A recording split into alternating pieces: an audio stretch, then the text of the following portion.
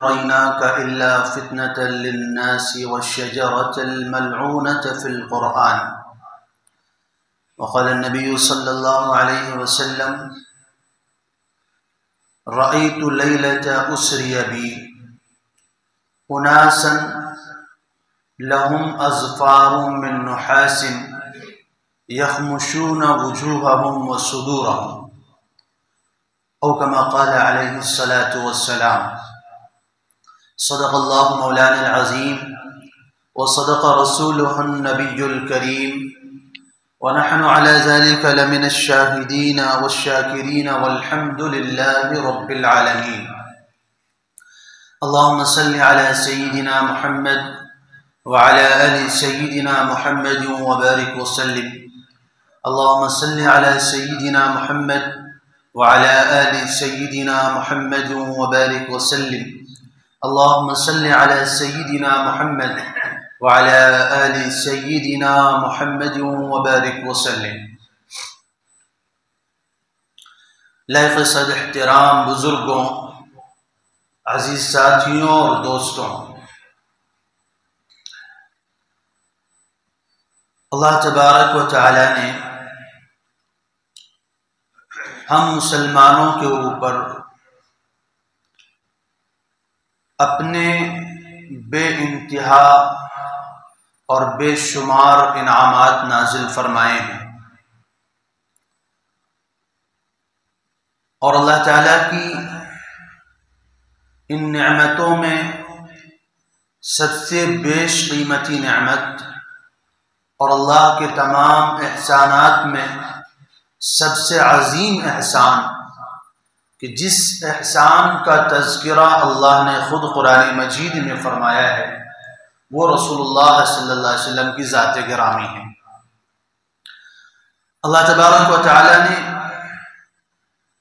انبیاء علیہ السلام کو اس کائنات کے ان بندوں میں جن پر اللہ کا انعام نازل ہوا ہے، انبیاء علیہ السلام کو سب سے اونچا مقام عطا فرمایا ہے، اور انبیاء علیہ السلام کے اندر بھی جناب رسول اللہ صلی اللہ علیہ وسلم کا جو مقام اور مرتبہ ہے وہ کسی بھی انسان، جنات، فرشتے کے تصور سے بھی باہر ہے،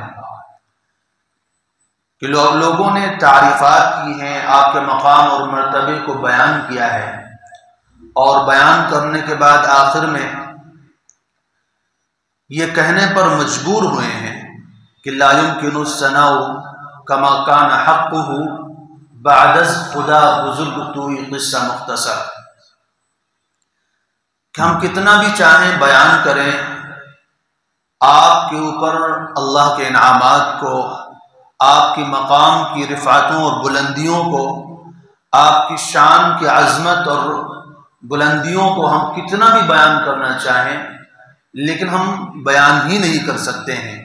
خلاصہ یہ سمجھ لیجئے کہ اس کائنات میں اللہ کے بعد اگر کوئی بڑا ہے، اگر اللہ کے بعد کوئی صاحب مقام اور مرتبہ ہے، اللہ کے بعد اگر کوئی عظمت اور بزرگی والا ہے، وہ آپ کی ذات ہے۔ اللہ تبارک و تعالیٰ نے آپ صلی اللہ علیہ وسلم کو جن خصوصیات اور امتیازات سے مالا مال فرمایا تھا، ان خصوصیات میں وہ واقعہ معراج بھی ہے، جس کا ذکر آپ کے سامنے تقریباً 2 ہفتوں سے چل رہا ہے، اور آج کے اس مجلس میں انشاءاللہ اس سلسلے کو مکمل کرنے کی کوشش کروں گا، کیونکہ اب شعبان کا مہینہ بھی شروع ہو چکا ہے، شعبان کے حوالے سے بھی باتیں آنا ضروری ہیں، اس لیے آج کی اس مجلس میں انشاءاللہ کوشش کروں گا کہ مختصر انداز میں آپ کے سامنے اس سفر معراج کی رودات کو مکمل کیا جائے۔ آپ کے سامنے پچھلے ہفتے جو بات آئی تھی اس میں اس بات کا تذکرہ آیا تھا کہ چھٹے آسمان پر موسیٰ علیہ السلام سے ملاقات ہوئی، ان سے کیا گفتگو ہوئی، امت کی تعداد آپ کو دکھلائی گئی، اور آپ صلی اللہ علیہ وسلم کی تعداد کو، امت کی تعداد کو دیکھ کر موسیٰ علیہ السلام کا وہ رشک، ان کا رونا وہ ساری چیزوں کا تذکرہ آپ کے سامنے آیا۔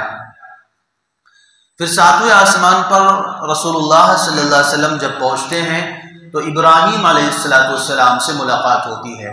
جبرائیل علیہ السلام فرماتے ہیں کہ آپ ان کو سلام کیجئے، یہ آپ کے جد امجد ہیں، آپ کے والد محترم حضرت ابراہیم علیہ السلام ہیں۔ رسول اللہ صلی اللہ علیہ وسلم فرماتے ہیں میں نے دیکھا کہ وہ بیت معمور سے ٹیک لگائے ہوئے بیٹھے ہیں، انتہائی حسن و جمال کے مالک ہیں، خوبصورتی کے مجسم ہیں۔ فرمایا کہ میں نے انبیاء علیہ السلام کو معراج کی راتوں میں دیکھا، اور معراج کی راتوں میں انبیاء علیہ السلام کا حلیہ بھی بیان فرمایا۔ موسیٰ علیہ السلام کے بارے میں بتایا کہ وہ لمبے قد کے ہیں، بھاری جسم کے ہیں، اور ان کا رنگ گندمی ہے، گہواں کلر ہے، اور ان کے بال گھنگرالے ہیں، اور ایسا محسوس ہوتا ہے جیسے ازد شنوع کے لوگوں میں سے ہوں۔ مکہ عرب میں ایک قبیلہ تھا، قبیلہ ازد شنوع، تو اس کے لوگوں کی کوئی خاص امتیاز رہی ہوگی، تو ان لوگوں کی طرف اشارہ کر کے نبی صلی اللہ علیہ وسلم نے فرمایا کہ موسیٰ علیہ السلام ان لوگوں کی طرح دکھتے ہیں۔ پھر عیسیٰ علیہ السلام کا حلیہ بتایا۔ عیسیٰ علیہ السلام کے حلیہ کے بارے میں بتایا کہ وہ درمیانے قد کے ہیں اور سرخ اور سفید رنگ کے مالک ہیں، ان کے بال بالکل لمبے ہیں اور سیدھے ہیں۔ موسیٰ علیہ السلام کے بارے میں بتایا کہ ان کے بال گھنگرالے ہیں، اور عیسیٰ علیہ السلام کے بال بتایا بالکل سیدھے ہیں، اور ایسا محسوس ہوتا ہے جیسے عروہ ابن مسعود کے مشابہ ہوں۔ عروہ ابن مسعود ایک صحابی تھے، فرمایا کہ ان کے مشابہ میں دکھتے ہیں عیسیٰ علیہ السلام، اور فرمایا کہ میں نے ابراہیم علیہ السلام کو دیکھا، ابراہیم علیہ السلام تمہارے اس ساتھی کے جیسے دکھتے ہیں، یعنی ابراہیم علیہ السلام کی جو شباہت ہے اور آپ کی جو شکل صورت ہے، آپ کا جونین و نقش ہے، وہ رسول اللہ صلی اللہ علیہ وسلم سے ملتا جلتا ہے، چونکہ آپ انہی کی نسل میں بھی ہیں، آپ کے وہ دادا کہے جاتے ہیں، اور آپ انہی کی دعاؤں کا نتیجہ بھی ہیں۔ اس لیے اللہ تبارک و تعالی نے رسول اللہ صلی اللہ علیہ وسلم کو ابراہیم علیہ السلام کے ساتھ خاص مشابہت عطا فرمائی ہے۔ بہرحال رسول اللہ صلی اللہ علیہ وسلم نے ان کو سلام کیا، اور سلام کرنے کے بعد ابراہیم علیہ السلام کا جواب آیا، اور انہوں نے کہا مرحبا بالابن الصالح والنبی الصالح، کہ میرے نیک بیٹے اور نیک نبی کو خوش آمدید ہے، میں آپ کا استقبال کرتا ہوں۔ اس کے بعد ان سے کچھ باتیں ہوئی، ان باتوں میں سے ایک بات کا تذکرہ یہ بھی آتا ہے کہ ابراہیم علیہ السلام نے کہا اقرأ منی علی امتک السلام، آپ جب واپس تشریف لے جائیں تو اپنی امت کو میرا سلام کہنا۔ علماء فرماتے ہیں کہ جب آپ یہ حدیث سنیں تو آپ کے لیے ضروری ہے کہ ابراہیم علیہ السلام کے سلام کا جواب دیں، اور آپ کیا کہیں وعلیہ السلام ورحمۃ اللہ وبرکاتہ، کیونکہ ابراہیم علیہ السلام نے ہمارے اور آپ کے نام سلام بھیجا ہے، کہاں سے؟ 7ویں آسمان کے اوپر بیٹھ کر کے، وہاں سے کہا کہ آپ میری اپنی امت کو میرا سلام کہنا، اور ان سے کیا کہنا کہ ان الجنت طیبۃ ارضھا، فرمایا کہ جنت کی مٹی بڑی عمدہ ہے، وعذبۃ مائھا، اور جنت کا پانی بڑا شیریں ہے، بڑا میٹھا ہے، بہت ذائقے دار ہے، اور فرمایا وَإِنَّهَا قِعَانٌ، لیکن جنت ایک میدان ہے، اور غراسها سبحان اللہ والحمد للہ ولا الہ الا اللہ، فرمایا جنت ایک میدان ہے، اور آپ جب سبحان اللہ کہتے ہیں، الحمدللہ کہتے ہیں، لا الہ الا اللہ کہتے ہیں، تو وہاں پر ایک پودا لگ جاتا ہے، وہاں پر ایک پیڑ تیار ہو جاتا ہے۔ تو اتنی زرخیز اور اتنی عمدہ مٹی ہے کہ آپ زمین پر بیٹھ کر اگر سبحان اللہ کہتے ہیں تو جنت کے اندر پیڑ لگ جاتا ہے، جنت کے اندر ایک پودا اللہ تعالیٰ لگا دیتے ہیں اور اس کی پرورش فرماتے ہیں۔ اور بیت معمور کے بارے میں رسول اللہ صلی اللہ علیہ وسلم نے فرمایا کہ بیت معمور خانہ کعبہ کے اوپر عین سدھائی میں ایک گھر ہے، یعنی جیسے مکہ کے اندر خانہ کعبہ موجود ہے، اگر اسی کے سیدھے اوپر آپ جائیں بغیر ادھر ادھر ہٹے ہوئے تو 7ویں آسمان کے اوپر جب پہنچیں گے تو وہاں اسی کی سیدھائی میں بیت معمور ہے۔ یہاں تک فرمایا کہ اگر بیت معمور کو وہاں سے گرایا جائے تو سیدھا خانہ کعبہ کے اوپر آ کے گرے گا، اتنی سیدھائی میں۔ فرمایا یدخل منہ کل یوم 70,000 ملک، فرمایا بیت معمور کے اندر روزانہ 70,000 فرشتے داخل ہوتے ہیں، اس میں عبادت کرتے ہیں، اس کا طواف کرتے ہیں، اور فرمایا جو فرشتہ ایک مرتبہ بیت معمور میں داخل ہو جاتا ہے لا یعود الی یوم القیامہ، قیامت تک اس کا نمبر دوبارہ نہیں آتا ہے۔ اس سے یہ بھی پتہ چلتا ہے کہ فرشتوں کی تعداد کتنی زیادہ ہوگی کہ روزانہ 70,000 فرشتے بیت معمور کا طواف کر رہے ہیں۔ کتنے زمانے گزر گئے، کتنے ہزار سال گزر گئے دنیا کو بنائے ہوئے، اس وقت سے لے کر کے آج تک اور قیامت تک روزانہ 70,000 فرشتے اس گھر کا طواف کرتے ہیں، اس میں عبادت کرتے ہیں، لیکن دوبارہ ایک فرشتہ اگر داخل ہو جائے تو نمبر دوبارہ اس کا قیامت تک نہیں آئے گا۔ اتنی بڑی تعداد فرشتوں کی ہے۔ اس کے بعد اگلا سفر شروع ہوتا ہے جو 7ویں آسمان کے اوپر شروع ہوتا ہے۔ فرماتے ہیں 7ویں آسمان کے اوپر آپ کا جو اگلا سفر شروع ہوا وہ سفر پہنچتا ہے سدرۃ المنتہا تک۔ سدرۃ المنتہا کیا ہے؟ سدرہ کے معنی ہے درخت، بیری کا۔ جو بیر ہوتا ہے تو بیری کا ایک درخت ہے، اس کو سدرۃ المنتہا کہتے ہیں۔ رسول اللہ صلی اللہ علیہ وسلم فرماتے ہیں کہ اس کی جڑ جو ہے وہ 6 آسمان کے اندر ہے، اتنا بڑا درخت ہے وہ، اور اس کی شاخیں 7ویں آسمان کے بہت اوپر ہیں، وہ سدرۃ المنتہا ہے۔ اس درخت کی تعریف کرتے ہوئے فرماتے ہیں کہ اس کے پھل جو ہیں کقلال حجر، فرمایا جیسے حجر کے مٹکے ہوتے ہیں، یعنی مٹکوں کے برابر اس کے پھل ہوتے ہیں۔ دنیا کے بیری تو چھوٹی چھوٹی ہوتی ہیں، اس کے پھل فرمایا کہ وہ مٹکوں کے برابر ہوتے ہیں، اور عرب میں جگہ حجر ہے اس کے مٹکوں کی طرف نسبت کرتے ہوئے فرمایا، اور فرمایا وَرَقُوهَا كَآذَانِ الْفِيلَ، اور اس کے اوراق جو ہیں، اس کی جو پتیاں جو ہیں وہ ہاتھی کے کان کے برابر ہیں۔ دنیا میں بیریوں کے درخت کے پتے چھوٹے چھوٹے ہوتے ہیں، پھل بھی چھوٹا ہوتا ہے اور پتے بھی چھوٹے چھوٹے ہوتے ہیں۔ وہ جو سدرۃ المنتہا جو درخت ہے وہ آذان الفیلہ فرمایا، ہاتھی کے کان کے برابر اس کے پتے ہیں، اور فرمایا دیکھتے ہی دیکھتے وہ درخت عجیب و غریب شکل میں بدل گیا کہ سورج کی روشنی اس کے آگے پھیل ہو گئی۔ فرمایا لم احد یستطیع ان ینعتها، وہ دیکھتے ہی دیکھتے وہ درخت اتنا خوبصورت بن گیا، اتنا خوبصورت بن گیا کہ کوئی انسان اس کی خوبصورتی کو بیان ہی نہیں کر سکتا، اتنا زیادہ حسین ہو گیا۔ اور فرمایا عند سدرۃ المنتہا اذ یغشی السدرۃ ما یغشی، ہم نے دیکھا کہ اچانک سدرۃ المنتہا کو کچھ سنہری چیزیں آ کر کے گھیر رہی ہیں، جیسے سونے کے پتنگے ہوں، ایسی چیزیں آ کر کے سدرۃ المنتہا کو گھیر رہی ہیں۔ جبرائیل علیہ السلام سے پوچھا گیا تو پتہ چلا کہ یہ فرشتے ہیں جو رسول اللہ صلی اللہ علیہ وسلم کا دیدار کرنے کے لیے سدرۃ المنتہا پر جمع ہوئے۔ آپ جانتے ہیں اللہ تعالیٰ نے فرشتوں کو مختلف ڈیوٹیوں میں لگایا ہوا ہے، کوئی رکوع میں ہے، کوئی قیام میں ہے، کوئی سجدے کی حالت میں ہے، کوئی مخلوق کے اعمال لکھ رہا ہے، کوئی روزی کا انتظام کر رہا ہے، کوئی سور لے کے کھڑا ہوا ہے، کوئی دنیا کا نظام دیکھ رہا ہے۔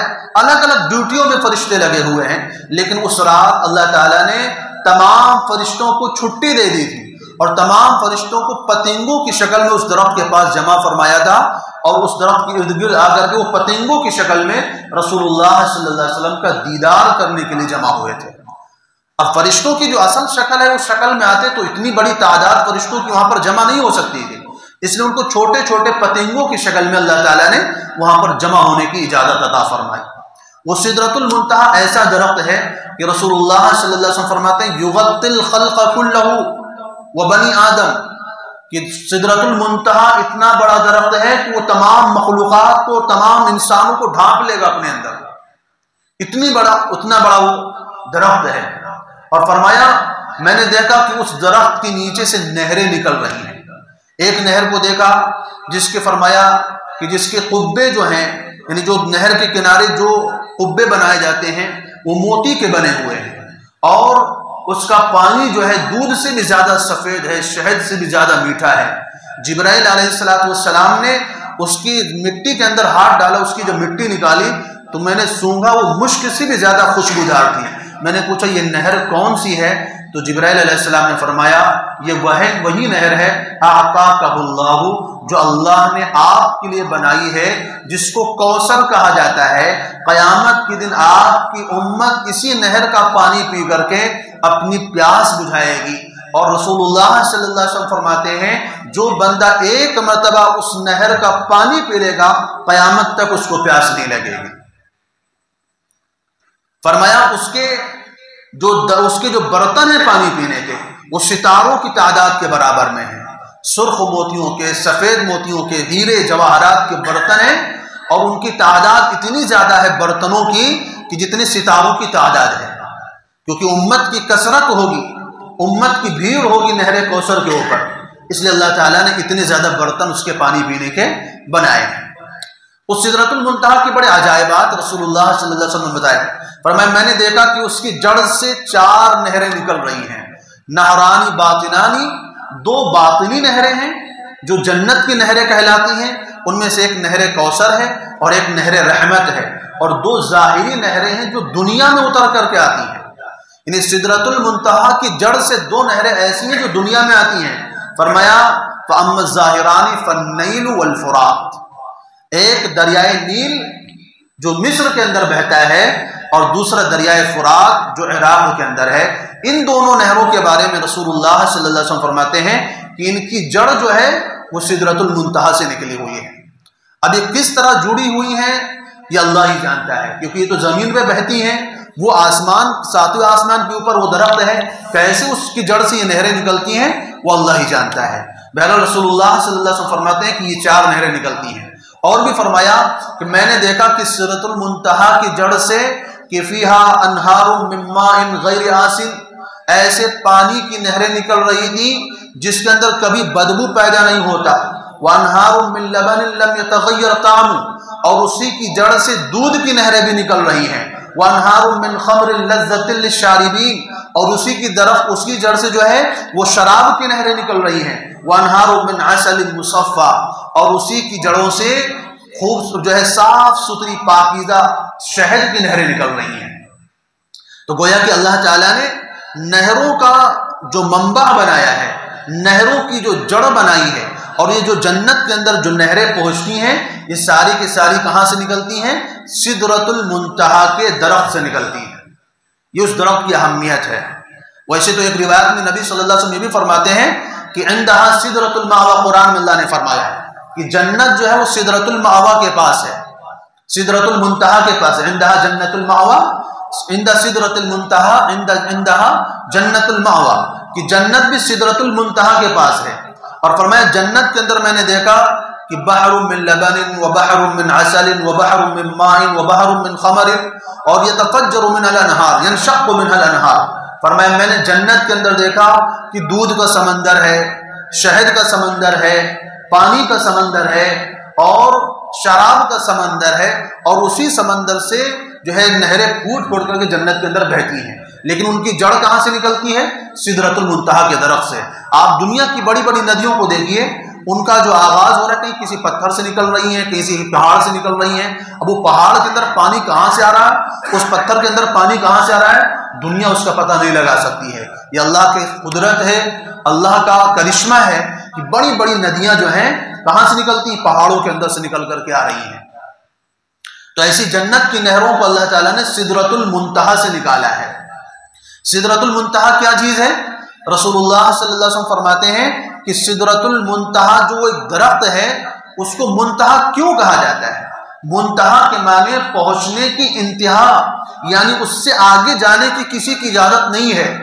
مخلوقات کا جو پہنچنا ہے، مخلوقات کا جو عروج ہے، مخلوقات کی جو پہنچ ہے وہ سدرۃ المنتہا تک ہے۔ فرشتوں کی بھی پہنچ جو ہے وہ سدرۃ المنتہا تک ہے، گویا کہ وہ ایک چوکی ہے جس کو سدرۃ المنتہا کہا جاتا ہے۔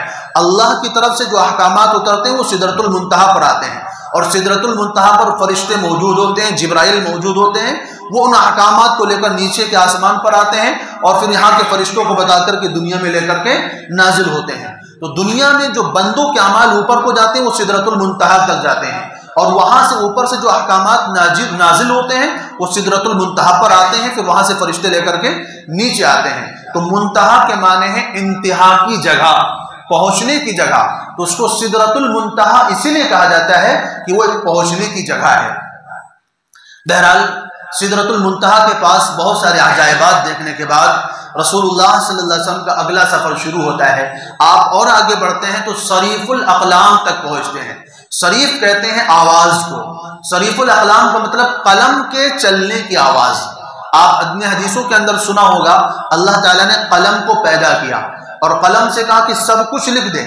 تو قلم نے کائنات میں جو کچھ ہونے والا تھا سارا کا سارا لکھ دیا. اب وہ ساری چیزیں لوح محفوظ میں محفوظ ہیں. لوح محفوظ کا نام آپ نے سنا ہوگا کہ جس میں اللہ تعالیٰ نے پوری کائنات کی تقدیریں لکھی ہوئی ہیں. اب ہر سال کی تقدیر لوح محفوظ سے نقل کر کے فرشتے نیچے بھیج رہے ہوتے ہیں، یا پھر ہر دن کی تقدیر جو ہے فرشتے وہاں سے نقل کر کے، یعنی اصل جو کتاب ہے اللہ تعالیٰ فرماتے ہیں وَعِنْدَهُ أُمُّ الْكِتَابِ، اللہ کے پاس اصل کتاب ہے. تو اسی اصل کتاب سے فرشتے نقل لکھ کر کے وہ دنیا میں فرشتوں کے حوالے کرتے ہیں کہ دنیا میں فلا فلا کام آج ہونے والا ہے، فلا فلا چیزیں آج پیش آنے والی ہیں. کس کو پیدا ہونا ہے، کس کو مرنا ہے، کس کو بیمار ہونا ہے، کس کو صحت آنا ہے، کس کے ہاں خوشی آنا ہے، کس کے ہاں غم آنا ہے. یہ ساری باتیں جو وہاں پر لکھی ہوئی ہیں وہ روزانہ کی بنیاد پر فرشتے وہاں سے لکھ کر کے نقل کر کے نیچے اتارتے ہیں. تو فرمایا میں نے قلموں کے چلنے کی آواز سنی. صریف الاقلام جس کو کہا جاتا ہے. اور صریف الاقلام وہی مقام ہے جہاں پر امت کی اور مخلوق کی تقدیریں لکھی جاتی ہیں. اس کے بعد جب آگے کا سفر شروع ہوا تو جبرائیل علیہ السلام نے آگے جاننے سے منع کر دیا کہ اب آگے میں نہیں جا سکتا.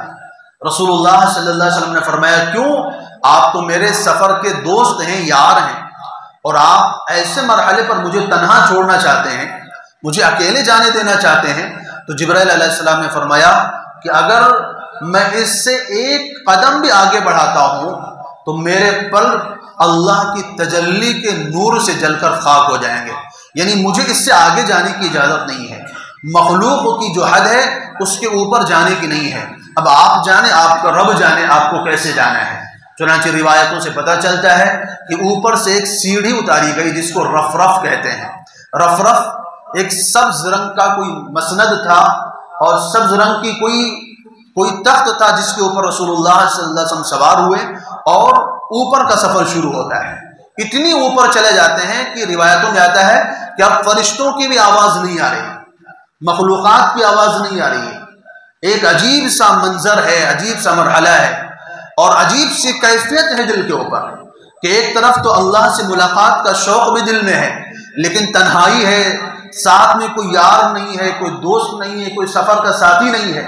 تو ایک دل میں ایک کیفیت بھی پیدا ہو رہی ہے وحشت کی. اللہ کی عظمت اور جلال، اللہ کی کبریائی اور بڑائی کی وجہ سے دل کے اندر ایک خوف بھی پیدا ہو رہا ہے. تو کہتے ہیں اچانک ایک آواز سنائی دیتی ہے، یا محمد قف فإن ربک یصلی، اے محمد صلی اللہ علیہ وسلم ذرا ٹھہر جائیے، آپ کا رب نماز میں مشغول ہے. رسول اللہ صلی اللہ علیہ وسلم فرماتے ہیں میں نے سنا تو یہ تو ابو بکر کی آواز تھی. میں حیران ہو گیا کہ یہاں پر جہاں فرشتوں کی بھی آواز نہیں آ رہی ہے یہاں پر ابو بکر کی آواز. کیا ابو بکر مجھ سے بھی آگے جا چکے ہیں؟ اور اللہ تعالیٰ نماز پڑھ رہے ہیں، اس کا کیا مطلب ہے؟ نماز تو ہم لوگ پڑھتے ہیں، اللہ تعالیٰ کیا نماز پڑھ رہے ہیں؟ تو کہتے ہیں میں اسی کیفیت میں تھا، اسی تذبذب میں تھا کہ مجھے دوسری آواز سنائی دی، یا خیر البریہ ادنو یا محمد ادنو یا احمد.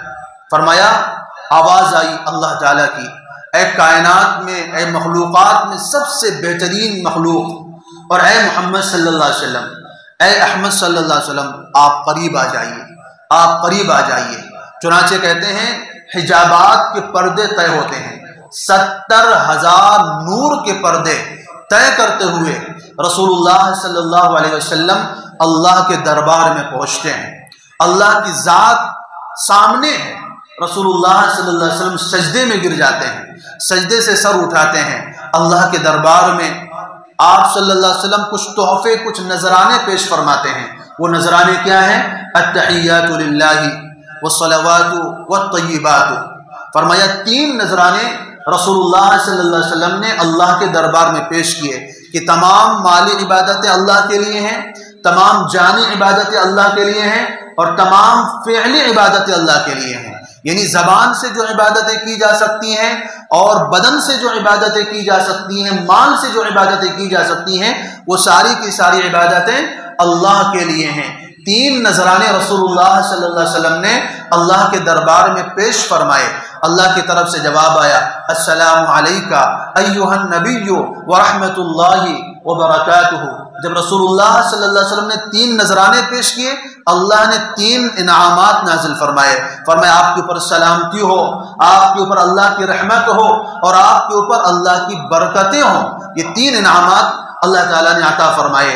تو روایتوں سے پتہ چلتا ہے کہ جب رسول اللہ صلی اللہ علیہ وسلم نے دیکھا کہ اللہ کے انعامات مجھ پر نازل ہو رہے ہیں، تو آپ نے اگلا جملہ کہا السلام علینا وعلی عباد اللہ الصالحین، کہ ہم پر بھی سلامتی ہو اور اللہ کے نیک بندوں کے اوپر بھی سلامتی ہو۔ یعنی اللہ کے رسول نے اپنی امت کے جو نیک لوگ تھے ان کو بھی اس میں شامل کر لیا کہ جب اللہ کی رحمت نازل ہو رہی ہے تو تنہا میرے اوپر کیوں آئے، میری امت کے نیک بندوں کے اوپر بھی یہ رحمت نازل ہونی چاہیے۔ اس کے بعد فرشتوں کی آواز آتی ہے اشہد ان لا الہ الا اللہ واشہد ان محمدا عبدہ ورسولہ۔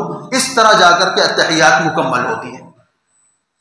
جو ہم نماز میں پڑھتے ہیں، ہر نماز کی دوسری رکعت میں، تیسری رکعت میں یا چوتھی رکعت میں آپ التحیات پڑھتے ہیں، اس کا یہ پس منظر ہے کہ اس میں کچھ کلام رسول اللہ صلی اللہ علیہ وسلم کا ہے، کچھ کلام اللہ تعالیٰ کا ہے، اور کچھ کلام فرشتوں کا ہے۔ اس کے بعد اللہ تعالیٰ سے بات چیت ہوتی ہے۔ اللہ تعالیٰ رسول اللہ صلی اللہ علیہ وسلم فرماتے ہیں سل یا محمد، مانگیے، آپ کو کچھ کہنا ہے تو بات کیجیے۔ رسول اللہ صلی اللہ علیہ وسلم انتہائی عجز و نیاز کے ساتھ اللہ تبارک و تعالیٰ سے کہتے ہیں یا اللہ انکا قد جعلت ابراہیم خلیلا، آپ نے ابراہیم علیہ السلام کو اپنا خلیل بنایا۔ وآتیت موسیٰ التوراۃ وجعلتہ کلیما، آپ نے موسیٰ علیہ السلام کو تورات دی اور ان کو کلیم بنایا۔ وآتیت عیسیٰ انجیل، اور آپ نے عیسیٰ علیہ السلام کو انجیل دیا۔ وجعلتہ یبرئ الاکمہ والابرص ویحیی الموتى باذنک، اور فرمایا آپ نے ان کو مردوں کو زندہ کرنے والا بنایا، اندھوں کو بینائی دینے والا بنایا، بیماروں کو اچھا کرنے والا بنایا، اور بھی ان کی کچھ خصوصیات کا تذکرہ فرمایا۔ اور فرمایا وآتیت داؤد ملکا عظیما، آپ نے داؤد علیہ السلام کو بڑی سلطنت عطا فرمائی۔ وسخرت له الجبال والطیر یسبحن معه، اور آپ نے ان کے ساتھ پہاڑوں کو اور پرندوں کو مسخر کیا جو داؤد علیہ السلام کے ساتھ تیری تسبیح بیان کرتے تھے۔ وآتیت سلیمان ملکا عظیما، اور آپ نے سلیمان کو بھی بڑی سلطنت عطا فرمائی۔ وسخرت له الانس والجن والشیاطین والریح، اور آپ نے ان کے واسطے انسان، جنات، پرندوں کو اور ہواؤں کو اور دیگر مخلوقات کو مسخر کیا ہے۔ فما جعلتنی، اللہ آپ نے مجھے کیا دیا ہے؟ یعنی ان انبیاء علیہ السلام کو تو آپ نے فلاں انعامات سے نوازا ہے، آپ نے مجھے کیا دیا ہے؟ اللہ تعالیٰ کی طرف سے جواب آیا قد جعلتک حبیبا وخلیلا، میں نے آپ کو حبیب بھی بنایا ہے، خلیل بھی بنایا ہے۔ حبیب اور خلیل دونوں کے معنی دوست کے آتے ہیں، لیکن علماء نے باریک سا فرق بیان کیا ہے۔ حبیب اس دوست کو کہا جاتا ہے جس کے اوپر سب کچھ لٹا دیا جائے، اور خلیل اس دوست کو کہا جاتا ہے جس سے سب کچھ دوستی میں، محبت میں لے لیا جائے۔ ابراہیم علیہ السلام کو خلیل کہا ہے کیونکہ آپ جانتے ہیں ابراہیم علیہ السلام کی پوری زندگی قربانیاں دیتے ہوئے گزری ہے۔ ابراہیم علیہ السلام سے لیا گیا ہے، بار بار لیا گیا ہے، اور اللہ نے آپ کو حبیب بنایا کہ اللہ نے آپ کو پوری زندگی دیا ہے، نوازا ہے، مالا مال کیا ہے۔ اور فرمایا میں نے آپ کو ارسلتک الی الناس کافہ، پہلے نبی چند قوموں کی طرف یا ایک قوم کی طرف بھیجے جاتے تھے، میں نے ساری کائنات کی طرف آپ کو نبی بنا کر بھیجا ہے۔ وجعلتک بشیرا ونذیرا، اور میں نے آپ کو خوشخبری دینے والا، ڈرانے والا بنا کر بھیجا ہے۔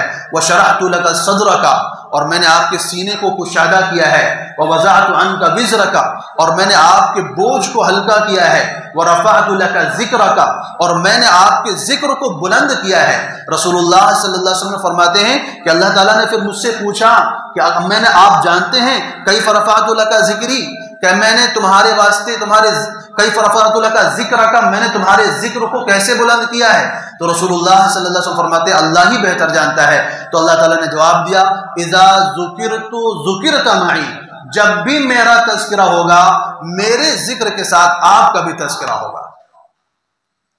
آپ دیکھ لیجئے نماز میں، اذان میں، کلمے میں، التحیات میں، کائنات میں، کسی بھی چیز میں، کسی بھی ذکر کے اندر دیکھیے جہاں پر اللہ کا ذکر آتا ہے اس کے ساتھ ساتھ محمد الرسول اللہ کا ذکر آتا ہے۔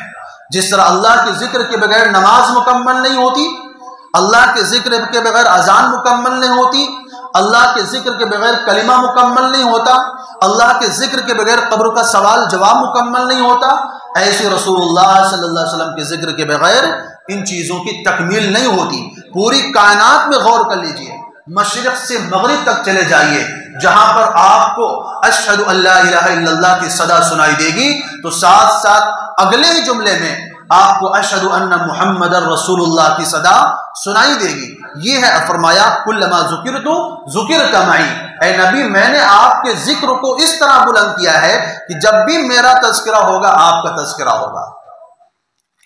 اور فرمایا میں نے آپ کی امت کو سب سے بہترین امت بنایا، میں نے ان کو جنت میں داخل ہونے کے اعتبار سے سب سے پہلی امت بنایا ہے، اور چند خصوصیات کا تذکرہ فرمایا۔ اس کے بعد 4 انعامات اللہ تعالیٰ نے عطا فرمائے۔ ان 4 انعامات میں سے پہلا انعام فرمایا خواتیمہ سورۃ البقرہ، سورہ بقرہ کا آخری رکوع دیا گیا، فرمایا یہ من تحت کنز العرش، یہ عرش کے خزانوں میں سے خزانہ ہے جو سورہ بقرہ کا آخری رکوع ہے، اور آپ سے پہلے کسی نبی کو یہ چیز نہیں دی گئی۔ تو آمن الرسول اللہ ما فی السماوات و ما فی الارض سے پڑھتے ہیں آمن الرسول، جو سورہ بقرہ کا آخری رکوع جو کہا جاتا ہے یہ رسول اللہ صلی اللہ علیہ وسلم کی خصوصیات میں سے ہے۔ اور فرمایا میں نے آپ کی امت کے تمام گناہوں کی بخشش کا پروانہ دیا کہ جو بھی انسان کلمے کے ساتھ دنیا سے جائے گا میں اس کی بخشش کروں گا، اس کو معاف کر دوں گا، لیکن ایک شرط ہے کہ وہ شرک نہ کرتا ہو۔ شرک کے علاوہ ہر گناہ کی بخشش کا پروانہ ملا۔ اور فرمایا تیسرا انعام یہ دیا کہ جب آپ کی امت میں سے کوئی انسان نیکی کا ارادہ کرے گا، محض ارادہ کرنے پر اس کی ایک نیکی لکھوا دوں گا، اور جب اس نیکی پر عمل کر لے گا تو 10 سے لے کر کے 700 گنا تک اس کا اجر لکھوایا جائے گا۔ اور اگر آپ کی امت میں سے کوئی انسان گناہ کرنا چاہے گا تو جب تک ارادہ کر رہا ہے گناہ کا تب تک کوئی گناہ نہیں لکھوایا جائے گا، اور جب گناہ کر لے گا تو گناہ کرنے کے بعد صرف ایک ہی گناہ لکھا جائے گا، اور اگر گناہ کا ارادہ کرنے کے بعد گناہ کو چھوڑ دیتا نہیں کرتا ہے تو گناہ نہ کرنے کی وجہ سے بھی ایک نیکی لکھایا جائے گا۔ اور چوتھا انعام عطا فرمایا آپ کی امت کے اوپر 50 وقت کی نمازیں فرض کی جاتی ہیں، 50 وقت کی نمازیں آپ کی امت پر فرض کی گئی۔ یہ انعامات لے کر کے رسول اللہ صلی اللہ علیہ وسلم وہاں سے پار کرتے ہوئے 7ویں آسمان سے گزرتے ہوئے 6ٹھے آسمان پر آ کے پہنچتے ہیں جہاں پر موسیٰ علیہ السلام موجود ہیں۔ ابراہیم علیہ السلام نے پوچھا اللہ کی طرف سے کیا ملا ہے؟ رسول اللہ صلی اللہ علیہ وسلم نے بتایا فلاں نعمتیں ملی ہیں اور 50 وقت کی نماز کا حکم ہوا ہے۔ تو ابراہیم علیہ السلام خاموش رہے، لیکن جب موسیٰ علیہ السلام کی بات آئی تو موسیٰ علیہ السلام نے فرمایا کہ ارجع الی ربک وارحم امتک واسألہ التخفیف لامتک، آپ اپنی امت پر رحم فرمائیے اور اپنے رب کے پاس واپس جائیے اور اللہ سے درخواست کیجئے کہ آپ کی امت کے اوپر تخفیف فرمائے۔ کیوں؟ لأنی عالجت بنی اسرائیل وجربت بنی اسرائیل وعالجتم اشد المعالجہ، میں نے اس سے پہلے بنو اسرائیل کو آزمایا ہے، ان کو جانچا ہے، پرکھا ہے۔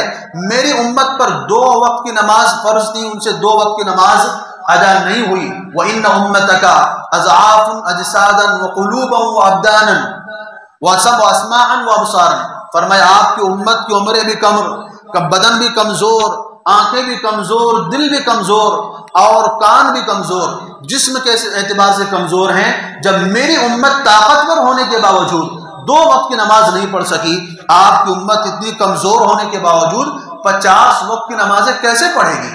اس لیے آپ اپنی امت پر رحم کیجئے اور جائیے اللہ کے پاس اور کہہ دیجئے کہ آپ کی امت کے لیے تخفیف کر دے۔ رسول اللہ صلی اللہ علیہ وسلم جاتے ہیں، اللہ کے دربار میں پہنچتے ہیں، اللہ تعالیٰ پوچھتے ہیں اب کس لیے آنا ہوا ہے؟ رسول اللہ صلی اللہ علیہ وسلم فرماتے ہیں کہ ان امتی اضعاف قلوبہم وابصارہم واجسادہم وابدانہم، میری امت کے بدن، جسم، آنکھیں، ہاتھ پیر کمزور ہیں اور وہ اتنی نمازیں نہیں پڑھ سکتے ہیں، لہذا فخفف عنہم، آپ کیا کیجئے میری امت پر رحم کر کے نمازوں میں تخفیف کر دیجئے۔ 5 وقت کی نمازیں کم ہو جاتی ہیں، اب 45 نماز لے کر کے آتے ہیں۔ موسیٰ علیہ السلام پھر پوچھتے اب کیا ہوا؟ تو رسول اللہ صلی اللہ علیہ وسلم بتاتے ہیں، کہتے ہیں نہیں پھر جائیے واپس۔ اسی طرح بار بار موسیٰ علیہ السلام واپس بھیجتے ہیں، واپس آتے ہیں، واپس جاتے ہیں، اور 5 وقت کی نمازیں کم ہوتی رہتی ہیں۔ آخر میں جب 9 مرتبہ کا چکر ہو گیا تو 10ویں مرتبہ موسیٰ علیہ السلام نے پھر کہا کہ آپ واپس جائیے، ابھی 5 نمازیں بچ رہی ہیں، اب ان 5 نمازوں میں بھی تخفیف کروائیے۔ تو رسول اللہ صلی اللہ علیہ وسلم نے فرمایا کہ سألت ربی حتی استحییت، میں نے اپنے رب سے اتنی گزارش کر لی ہے اب مجھے شرم آ رہی ہے کہ 5 نمازیں بچی ہیں، کہیں ایسا نہ ہو کہ یہ نمازیں بھی ختم ہو جائیں تو میں لے کر کے کیا جاؤں گا واپس۔ تو 5 نمازیں لے کر کے موسیٰ علیہ السلام فرماتے ہیں اہبط بسم اللہ، ٹھیک ہے بسم اللہ کیجئے اور نیچے جائیے 5 نمازیں لے کر کے۔ 5 نمازوں کو لے کر کے رسول اللہ صلی اللہ علیہ وسلم جب آنے لگتے ہیں، اوپر سے آواز آتی ہے، اللہ تعالیٰ کی آواز سنائی دیتی ہے کہ ان لک بہذہ الخمس خمسین ما یبدل القول لدی، میرے یہاں بات بدلی نہیں جاتی ہے، اصل میں مجھے 5 ہی نمازیں دینی تھی، لیکن مجھے 5 نمازوں کا بدلے 50 نمازوں کا ثواب دینا تھا، اس لیے میں نے 50 وقت کی نمازیں فرض کی تھیں۔ علماء فرماتے ہیں کہ جب 5 وقت کی نمازیں دینی تھی تو اللہ نے 50 کیوں فرض کی؟ کیونکہ اللہ تعالیٰ نے آپ کی ایک صفت بتائی ہے شاہد، اور شاہد کے معنی گواہ، اور گواہ اس کو کہتے ہیں جو آنکھوں سے دیکھنے والا ہو۔ تمام انبیاء علیہ السلام اللہ تعالیٰ کے گواہ ہیں، لیکن وہ عینی شاہد نہیں ہیں۔ کائنات میں صرف ایک شخصیت ہے جو اللہ کی ذات کو دیکھنے والی ہے، اللہ سے ہم سامنے سے آ کر کے بات کرنے والی ہے، اور اللہ کی اس کائنات کا مشاہدہ کرنے والی ہے، جو جنت اور جہنم کو جنہوں نے اپنے آنکھوں سے دیکھا ہے، جنت اور جہنم کی جنہوں نے سیر کی ہے، اللہ کی کائنات کا جو ہے مشاہدہ کیا ہے، اللہ کی قدرت کے عجائبات کا مشاہدہ کیا ہے، اللہ کی ذات کی تنہا گواہ، اللہ کی الوہیت کے تنہا گواہ وہ آپ صلی اللہ علیہ وسلم کی ذات ہے، کیونکہ آپ کی صفت شاہد بتائی گئی ہے، اور شاہد اس کو کہا جاتا ہے جو آنکھوں سے دیکھ کر کے گواہی دے۔ اس لیے رسول اللہ صلی اللہ علیہ وسلم کو بار بار اس جگہ کی سیر کروائی جا رہی ہے تاکہ دنیا والوں کو پتہ چل سکے کہ میں نے اپنے نبی کو شاہد بنایا ہے تو یوں ہی نہیں بنایا ہے، ہمارے نبی نے بار بار میری قدرت کے عجائبات کا مشاہدہ کیا ہے اور اس کو دیکھنے کے بعد گواہی دی ہے، اور اس کو دیکھنے کے بعد اللہ کی قدرت کی، اللہ کی الوہیت کو بیان کیا ہے۔ خیر، اس کے بعد رسول اللہ صلی اللہ علیہ وسلم تشریف لے آتے ہیں اور راتوں رات مکہ پہنچتے ہیں۔ صبح مکے والوں کے سامنے بیان کرتے ہیں کہ میں راتوں رات بیت المقدس گیا، وہاں سے 7 آسمان کے سیر کی، تو مکے والے ٹھٹھے لگاتے ہیں، ہنستے ہیں، تالیاں بجاتے ہیں۔ ایک شخص ان میں سے ابو بکر رضی اللہ عنہ کے پاس جاتا ہے اور کہتا ہے کہ تمہارے ساتھی تو بڑی عجیب عجیب باتیں بیان کر رہے ہیں۔ تو انہوں نے پوچھا کیا بتا رہے ہیں؟ تو کہا وہ کہتے ہیں کہ میں نے راتوں رات بیت المقدس میں گیا، جہاں پر ہم لوگوں کو جانے میں مہینے لگ جاتے ہیں، پھر وہاں سے آسمان، 7ویں آسمان اور پتہ نہیں کہاں جنت، عرش، کرسی، ساری چیزیں دیکھ کر کے آ گئے ہیں۔ تو ابو بکر صدیق رضی اللہ تعالیٰ عنہ حیران ہو جاتے ہیں اور کہتے ہیں اوقال ذالک، کیا واقعی ایسا کہا ہے انہوں نے؟ لوگوں نے کہا ہاں انہوں نے کہا ہے۔ تو فرمایا لئن قال لقد صدق، اگر محمد صلی اللہ علیہ وسلم نے یہ بات کہی ہے تو سچ کہا ہے۔ لوگ کہہ رہے ہیں اوا تصدقوہ، کہ تم ان کی تصدیق کر رہے ہو، اور وہ کہہ رہے ہیں کہ میں نے راتوں رات بیت المقدس کا اور اتنا بڑا سفر کیا ہے، یہ کیسے ممکن ہے؟ تو ابو بکر صدیق رضی اللہ تعالیٰ عنہ نے فرمایا کہ میں نے اس سے بھی بڑی چیز کی تصدیق کی ہے، میں نے ان کی اس بات پر بھی ایمان قبول کیا ہے کہ وہ کہتے ہیں ایک لمحے کے اندر فرشتہ 7ویں آسمان سے آ کر کے میرے اوپر وحی نازل کرتا ہے۔ تو اگر رات کے حصے میں آپ کو اللہ تعالیٰ نے اس کائنات کا سفر کرایا ہے تو میرے لیے کوئی حیرت کی بات نہیں ہے۔